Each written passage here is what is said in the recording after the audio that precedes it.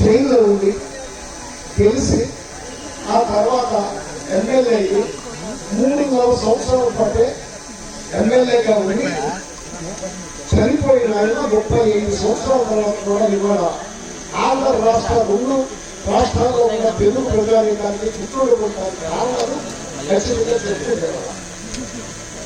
ఎవరైతే విజయవాడని కష్టపడేవాడు కట్టాలని వాళ్ళ బతుకులు బాగుపడాలని ప్రయత్నం చేసే కమ్యూనిస్ట్ పార్టీలు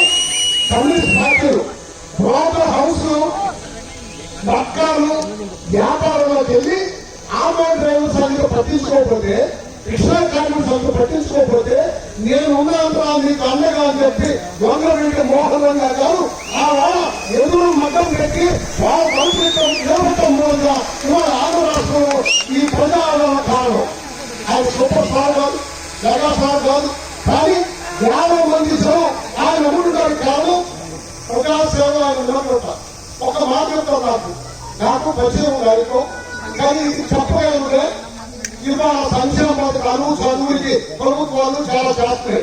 ఆ రోజు ఒక వ్యక్తి ఆయన దగ్గరికి వచ్చి అన్నా నేను చదువుకోవడానికి తీసుకెళ్తాను, నాకు ఇబ్బందిగా ఉందంటే చేతి ఉన్న ఉంగరాన్ని తీసి ఇచ్చి ప్రాంతం పెట్టి ఆయన డబ్బులు ఇచ్చేవాడు. ఎప్పుడు 1980 ఆ దశలో ఇవాళ చాలా మంది చేయొచ్చు, సంవత్సరం వాళ్ళు రావచ్చు. ఆ వారి నుంచి చెప్పడం నాగాలంలో ప్రజలు పెట్టుకుంటామని చెప్పి నా దగ్గరికి వచ్చినప్పుడు 2 ప్లేసులు చెప్పారు. ఒకటి పంచాయతీ ఆఫీస్, 2 రాజీవ్ గాంధీ సెంటర్.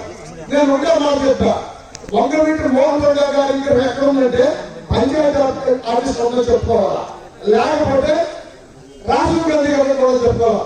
అట్లా కాదు, అది వంగవీటి మోహన్ రంగా గారి సెంటర్ వల్ల పలానా సెంటర్ లో పెట్టమని చెప్పి ఆ వాళ్ళని అందరికీ చెప్పి ఆ ఇక్కడ ఓపెన్ చేసి ఇవాళ ఏం జగన్మోహన్ రెడ్డి ఏం చేద్దాం జరుగుతుంది. వంగవీటి మోహన్ రంగా గారిని ఆటమార్చాలని ఒక కుటుంబం చేసిన పనికి ఆ వాళ్ళ రాష్ట్ర ప్రభుత్వం నాశనం అయిపోయింది. ఇవాళ వంగవీటి మోహన్ రంగా గారి వల్ల మీ అందరికీ ప్రేమ అభిమానం ఉన్నాయి. మీ అందరికీ తెలిసిందే. రామగారు ఎమ్మెల్యేగా చేశారు, ఒక కార్పొరేట్ చేస్తాను లక్షల 100 కోట్లు సంపాదించుకుంటే వాళ్ళు రాళ్ళగా పరిస్థితి మీ అందరికీ తెలిసిందే. నేనేమడుగుతున్నాను రాళ్ళగాని ఎక్కడున్నా మీరు ప్రజలకు సేవ చేస్తున్నట్టుగా మంచిగా ఉండండి. ఈ ప్రజానికానికి ప్రజాసేవ మిమ్మల్ని ఊళ్ళో పెడుతున్నా దాంట్లో రాబోతలేదు. ఏమి మీకు కంఫర్ట్ గా ఉంటే ఎక్కడ మీకు ప్రజాసేవ చేయాలనుకుంటే అక్కడ చేయండి. నేను మిమ్మల్ని పని అడుగుతానంటే ఆయన జీవించండి, పార్టీలకు అతీతంగా ఆయన జీవించండి. కారణం అటువంటి మనిషి ఖచ్చితంగా జనానికి అవసరం ఉండాలి. మీకు ఒక్క మాట చెప్పి సైలెన్స్ తీసి పైకి లేపుతాం, జిందాబాద్లు కొట్టం, కానీ 21% ఉన్న మనం మనకి అధికారం ఉండాలి.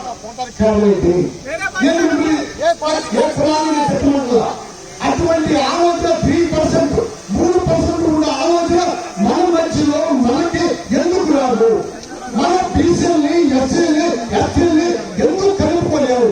అదంతా మీరు ఆలోచన చేయాలి తప్ప మనం ట్రాక్ వేసుకుంటే మాత్రం, జిందాబాద్లు కొడితే మాత్రం, చోటాలు కొడితే మాత్రం అధికారం రాదు. ఆలోచన పెరగాల్సిందే, ఆలోచన అవసరం ఉండాలా, ఆలోచన పెరగాల.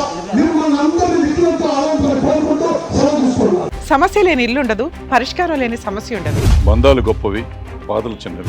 మీ సమస్యని మేము పరిష్కరిస్తాం. రండి మాట్లాడుకుందాం.